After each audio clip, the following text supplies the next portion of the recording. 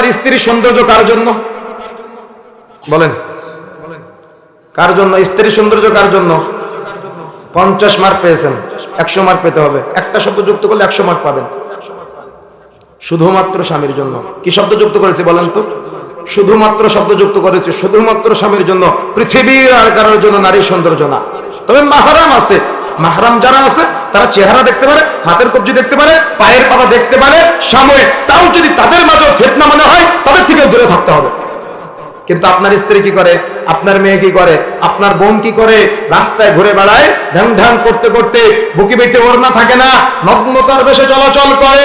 মনে রাখার চেষ্টা করবেন, একটা মেয়েকে বিবাহের প্রস্তাব দিলে তাকে দেখা যায় কতটুকু দেখা যায়? হাতের কবজি পুরো দেখা যায়, পায়ের পাতা দেখা যায়, মুখমণ্ডল দেখা যায়। তাহলে যে মেয়েটাকে বিবাহের প্রস্তাব দেওয়া হবে না, যে মেয়েটা পর্দা করবে, তার কতটুকু দেখা যাবে?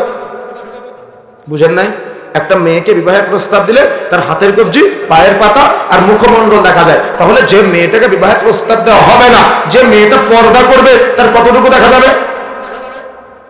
কি আপনার স্ত্রীকে, আপনার বোনকে আপনি এমন একটা বোরখা কিনে দিয়েছেন যে বোরখার পেছনে বেল্ট, মাহের রমজানে সিয়াম পালন করে, আর ওই পিছনে হঠাৎ করে